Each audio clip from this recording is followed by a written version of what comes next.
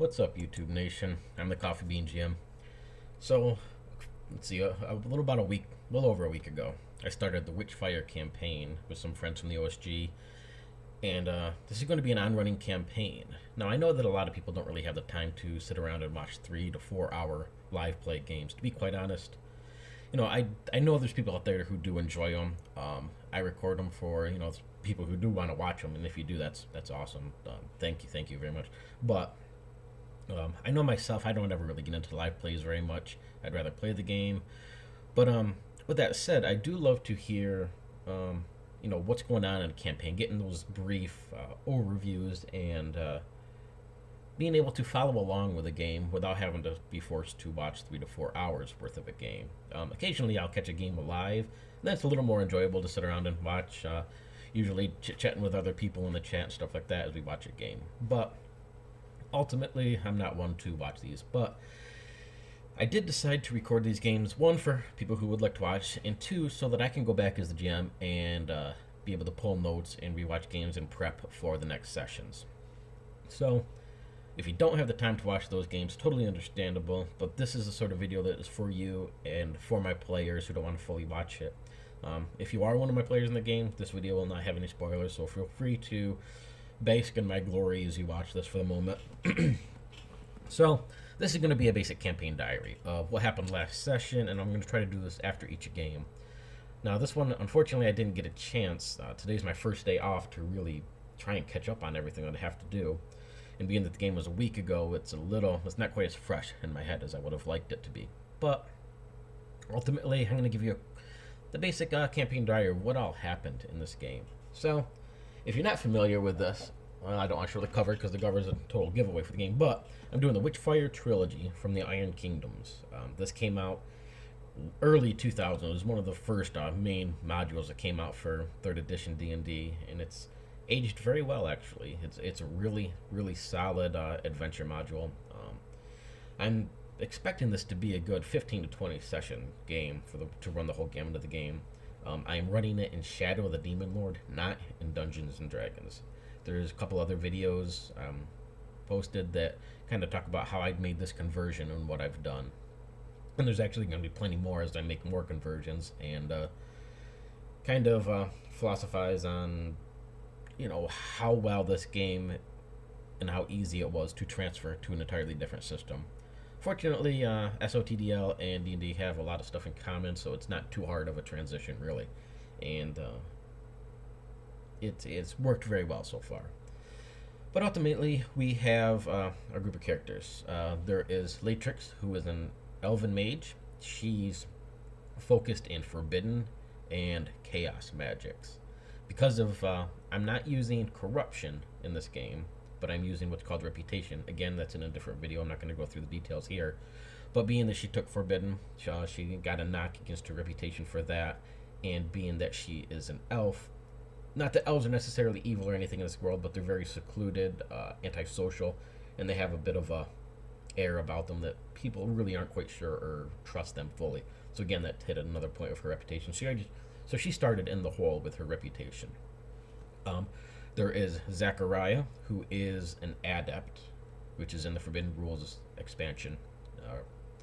He's planning on actually just following through on the more fighting angle, but he picked up time magic. He has for his backstory, he kind of went through and he found this strange steampunkish like sword with a kind of a cable connected with the kind of, we like to call it his fanny pack, but to a little thing that he holds on his hip, and he's able to charge this thing up, and it kind of gives him different powers to manipulate time. I don't remember what spells exactly he took, but it is the time tradition, and he uses it as a way to enhance his fighting. As he starts to advance, he's going to the more fighter route or warrior, melee based paths from there. We have Eustace, who is he went with a mage as well, I believe. I'm pretty positive he went with a mage, and he picked up time and teleportation.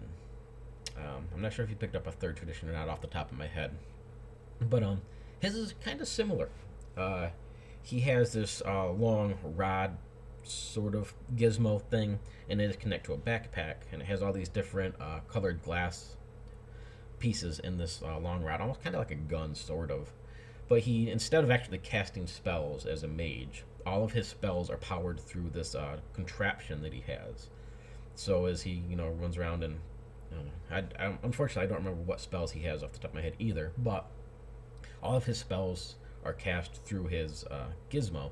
So if he himself is not a mage or control magic, instead he is a technologically advanced individual or engineer, whatever you want to call, artificer, whatever you want to call it, who uses this contraption that he built to harness arcane magic and use and cast spells from it.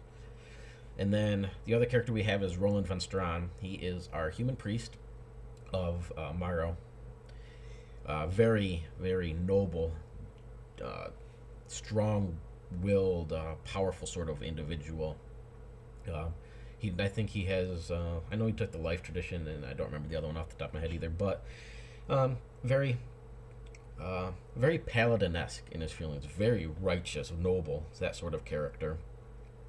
And so we have these 4 characters, and I picked up the book and just followed the basic book for the opening scene. I figured might as well just kind of run with that. So the 4 characters were part of a caravan. They were hired on to guard this caravan from a northern city all the way down to the city of Corvus. I think it's like a 2-week travel. It goes really well until they get to the swamps just outside Corvus, and they're ambushed by a batch of gobbers, swamp gobbers. So I just grabbed that from the book, and I just went with it. So the battle basically ensued. They pretty much wiped out these gobbers pretty quick. I did throw in a larger orc, or ogren, as I guess they're called technically for the setting, character, a little more primitive, who kind of amped up the combat a little bit more. So these gobbers were like running in, trying to steal stuff off of these carts and wagons. It was really, they're only there to try and distract the players and get what they can to survive in the swamp and get out of there. They killed one of the horses. This ogren character kind of came in and helped distract him a little bit. Zach ran up and started into this melee with this thing and started fighting it back and forth. Got hit a few times and swapped blows. In the end, Latrix, our elf, was able to clamber down beneath one of the wagons along with the head caravan guy. His name is Gunnar. He was underneath there taking cover for the moment as well. And Latrix, the player was so wanted to use Hateful Defecation. It's like the one spell. It's the only reason he really took the Forbidden.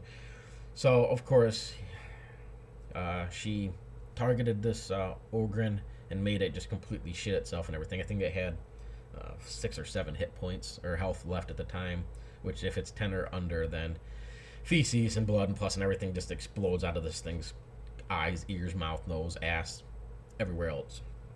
And of course, with Gunnar underneath this wagon, as he's kind of looking at this, and he realizes witches and magic users and stuff like that, especially witches, are not well liked at all in the setting.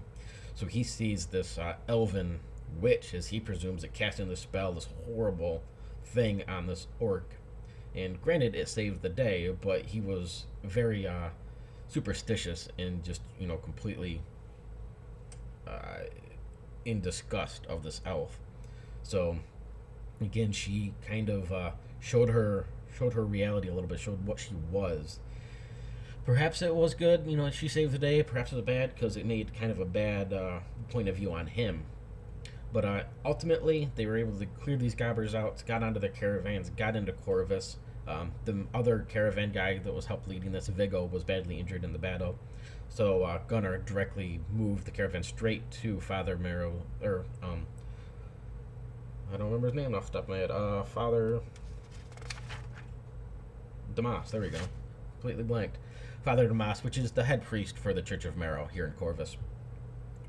That way he could get Viggo to get healed up and fixed up. As they pulled in, we had Roland, who introduced himself and his compatriots. Roland's, part of his backstory was, his interesting object was a petrified, mummified halfling. So he decided that this halfling was a saint, or, a lost saint to the Church of Marrow that he was able to find in his studies and adventures previous to what's going on here. So he was bringing this halfling, this mummified halfling, back to the Church of Marrow here in Corvus to be properly buried and, not worshipped, but, honored. So, he handed over this halfling. He spoke with Father Damas a little bit. Gunnar The others did see Gunnar kind of talking to Father Damas, and with that scared sort of superstitious look on his face as he cast glances at Latrix. She kind of took it in stride, a little bit of a giggle sort of thing. But Father Damas looked a little more unsure, a little more upset about this. But ultimately, in the end, these guys did their jobs. They protected the caravan, and they got these people into Corvus. So Gunnar reluctantly paid, all these guys up. He didn't want to give the money to Latrix, but ultimately, again, he did. She did her job. He's an honest guy, and he went on his way.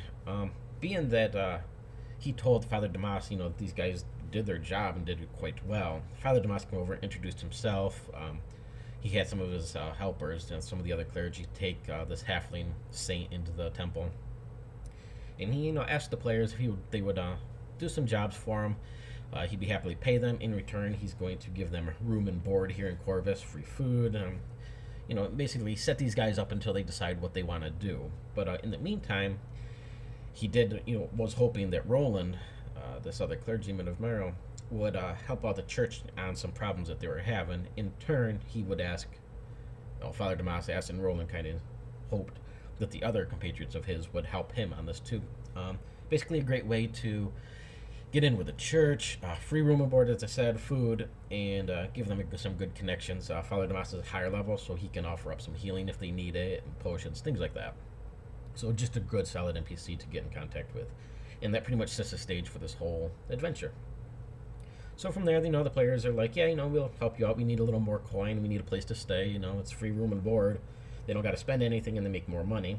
Plus, it had some relations to, the issue that he was having was a lot of grave robberies. So the players are like, yeah, we'll look into that. And some of the bodies that were taken was also a priest of Cyrus, which both Zach and Eustace follow. They're not necessarily priests, so they don't worship her in that sense, but they do honor her beliefs as their artificers and those technologically advanced sort of characters. So, they obviously were in on this as well. They want to see what's going on if some of their fellows were getting dug up in the graves and bodies lost. Roland obviously wanted to be a part of the Church of Merrill. So that left Latrix, and she's kind of in that situation where she kind of needs to go along with these guys because she doesn't have too many other options. And being that her reputation is low and she hatefully defecated this orc in front of another guy, she's kind of relying on them as her protectors. Even though she's a bit of a bitch herself. But also on top of that, she's a little interested too in, what's going on here. So from there, the characters actually went completely off the beaten path as I was expecting them to do. And they wanted to get out and investigate the city of Corvus, or the city of ghosts as it's called. See what's going on. And, the two, Zach and Eustace, wanted to hit the Church of Cyrus, kind of get a little bit on what's going on there, talk with the people, see if they could make some contacts. Latrix was interested in checking out the city, being an elf. She's never been here, and this whole human settlement and stuff like that is completely, new to her. So they set out on the city, and that was a chance for me to, not worry about the book so much, throw that aside, and just kind of improv for a while and let these guys explore the city. I was able to introduce the steam jacks, or labor jacks, what do you want to call them, that were down on the docks working. As the players passed through, they saw one of these jacks start to malfunction, kind of go crazy a little bit. I gave Eustace a chance to roleplay. He jumped in with his contraption. He does have technomancy. I do know that is one of his traditions.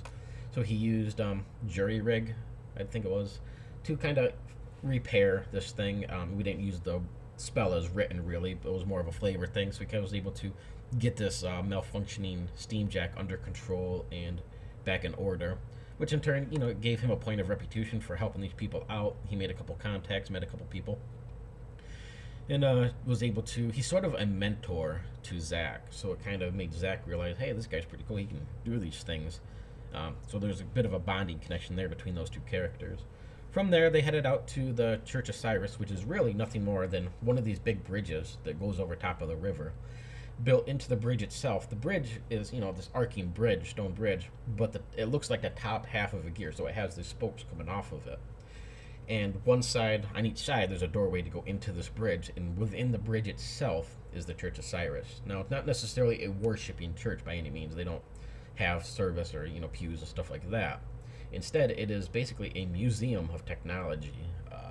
There was old style steam jacks in there, Titans, I think they're called. The great huge one that had to be controlled by multiple people, used in wars past. They're kind of outdated now. And then older steam jacks, new technology, contraptions, new beliefs in science, such as the cosmos with the sun and the planets rotating around it, which is completely against everything that Roland was thinks that his is they are the center of the universe and everything rotates around them. And he played his character as even thinking that the world was flat in that sense. So, they went into this church. They got to meet a few people. Zach was, as he came in, he saw this explosion go off to the side, and this girl kind of get thrown back, who picked herself up, not injured or anything, dusted herself off. Seeing this chance, he ran over there and, was looking to see if he could help this girl and what she was doing or whatever. She introduced her name as Sulfa, sort of a play on sulfur, because she was making fireworks for the festival for the longest night that is coming. So he got interested in what she was doing. He ended up botching his roles as far as being able to help her. However, she was a bit impressed by him for helping her out, and she showed him what she was doing, which was making these fireworks, and had him get in close as they were watching these things go. And once again, she messed up her stud or her measurements or something, and this explosion went off, throwing the both of them to the ground. However, this was a chance for Zach to kind of get in the role-playing aspect a little bit, and used, again, I don't remember the spell, unfortunately, it's in the time tradition, but it kind of rewinds time a little bit and allows them to replay a scene or whatever. So he, having taken that, he kind of rewound time a little bit, jumped in, and instead of, he played it off as he seen what was going to happen, and he grabbed this girl and shielded her and, backed up a little bit so neither of them got blown up. And it kind of created that cool moment, a little bit of connection between Sulfa and Zach. She definitely was a little more impressed by him, and there's definitely a little bit of a relationship starting to build there. From there, the characters kind of went through this bridge, museum, temple place, and it's a floor with a set of stairs that go up, and a floor with a set of stairs that go up, and keeps going as it levels up to the top level, which is sort of like the main chamber, and then down the other side. Up at the top, they were looking at some different trinkets and stuff when the high engineer, or the high priest basically, of this museum, temple, whatever you want to call it, introduced himself. He was talking with Eustace a bit. He got Eustace interested in maybe perhaps teaching a class or offering a lecture the next morning, which Eustace was totally into. And then from there, they decided they would check this place out long enough. It was starting to get a little bit dark out, and they had to get back to the Church of Marrow to meet with Father Damas for both dinner, room and board, and to go over what has been going on here. So with that, they headed back to the Church of Morrow, sat down with a nice dinner. They did stop and picked up some different gifts for the father, even though he's not taking them, accepting them. They picked up like bread and ale and wine for the dinner, to kind of pay their thanks. All of them were really well behaved. They sat down at this table and talked about the issues going over. There is, as I said, there's been a lot of grave robberies going on. And Father Damas was hoping that these guys would look into it. The city guard itself just doesn't have the time. They're lower staffed. And Father Damas being older, his church is understaffed, and he's older. He just doesn't have the ability or time to do this. But he thinks that there could be something major brewing here. And especially, he wants to be able, the whole idea of people disgracing the dead and digging up the dead and stuff, he's not comfortable with it all, So he's offering characters to do this, and he gave them basically a piece of paper showing the bodies that were dug up, where they were dug up, and was hoping that these guys could look into it. As they were starting to clean up dinner and stuff, they saw a young lady kind of coming down the stairwell in the distance, and she came into the room, introduced herself as Alexia. It is Father Damas's niece. She didn't seem to be the very religious, churchy type, being that she was late to dinner, and she didn't really do the whole thank Morrow thing or nothing like that. So instead, she introduced herself, sat down, chatted with the others a little bit. Eustace became completely enamored with her, finding her to be absolutely gorgeous. But prior to that, he trying to put himself in position and, kind of protect the group or whatever, he did state that he was having a love tryst, or kind of hinted at, with Latrix, which Latrix was completely against as well. But, hilarity ensued from there and kind of went back, and it was a really good roleplay session through there. But at that point, Zach, he played it off as he had no idea that Latrix and Eustace had this relationship going on. And then when Alexia comes in and Eustace is, completely like head over heels over this girl.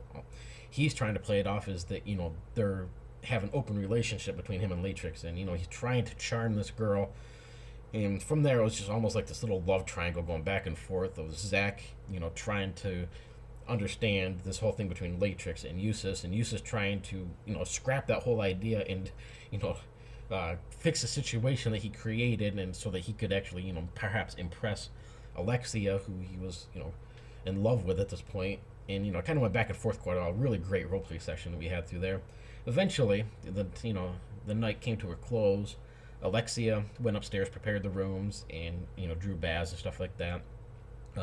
She was really interested in Latrix and learning more about this elven heritage and stuff. She's much more of a book smart, interested in the world, not less the religions, more the different cultures and sociologies and stuff like that. So she was really interested in meeting with Latrix. So the two of them retired to Latrix's room, where they wanted to converse for a bit, and Alexia kind of get to know her some more. Eustace multiple times tried his best to try and get in there with these two girls, and kind of win over Alexia's heart if he could, but he was basically cock-blocked the entire game through there as he was trying to make his way in, put himself in position for this. But in the end, everybody ended up retiring to the rooms, and we ended the scene with Eustace upstairs outside of his room, waiting patiently all night long for Latrix or Alexia to come out from this room so that he could find his way and charm them some more. And we ended up stopping it there. We'll pick up the next session with actually what's going on in the room between Latrix and Alexia as they discuss these things. And Alexia learns more about the elven heritage, and with Zack and what he's up to, and Roland as he's following through his priorities for the night, and Eustace outside sitting. So that was the basic game. Really great roleplay session. I've been blessed with a great group of players on this. It's working out really well. And I expected them to get a little bit further than they did. But, ultimately, they accomplished the first leg of what I was hoping they would get to. Both, dealing with a quick little combat for the players that are new to the game. Introduced in the Steamjacks, the Gobbers, this city of Corvus. Some of the important NPCs, mainly Father Damas, being the prime one here, but it also opened up really good opportunities with Eustace building his reputation by fixing that Steamjack that was going crazy, entering this Church of Cyrus, Zack meeting with Sulfo, who's definitely a good connection to have further down the road, Pops, and with the High Engineer that Eustace kind of got in talks with. So they met some cool NPCs that are going to create some really good opportunities, in my case as the GM, to branch out with other little side quests or improv scenes or whatever might come up, connections for the players. They're able to get into the church, learn a little bit more about the Church of Morrow, learn what's going on here in the city. They were able to get a job to start making some money so they can support themselves. They got free room and board. They were able to meet with Alexia, who's really interested in the characters. She's a really cool NPC to be able to run, get another connection for the players to utilize. As this campaign starts to build and they realize, what really is going around in the city, and ultimately get knee deep in the story here. So, any players who might have watched this, thank you guys. You did freaking awesome. It was a blast. Our next game is next Sunday. I don't exactly know what the date is. Let me look here. Let's see. The next game is going to be on April 15th at 9 p.m. Eastern Daylight Time. It will be streamed live here on my channel, so anybody who wants to tune in for that, feel free. I usually have the chat up and people are in there chatting and stuff, so get involved. Definitely, it's a lot of fun. Like I said, I understand that watching old play, live plays and stuff really ain't the most interesting, but it's a lot of fun when we have the live chat going on and we can interact with each other. So again, thanks for watching this video. If you have the interest, feel free to check out the live plays.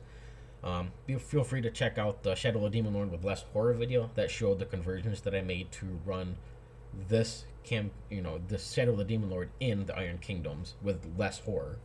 I'm going to be having updates on how I'm transferring over stats from the old 3rd edition, and actually the book I got is the updated one for 3.5, if that says anything. but I'll be making conversions of NPCs, of monsters. I'm going to be showing how to make maps because I'm taking the maps from the book and digitizing them and doing them my own in GIMP. I'll have videos showing how to do that. So ultimately, just a really good, solid conversion in the future. If anybody ever is able to get a hold of this book or the books in general and want to run this game, I should have pretty much everything they would need eventually. I'm planning on doing a nice little book showing conversions and stuff. So again, thanks for watching. I hope you enjoyed it. I hope you will join us in some live plays and chat and hang out with us. I'd love to hear people's comments. So have a great day, everybody, and keep rolling those D20s.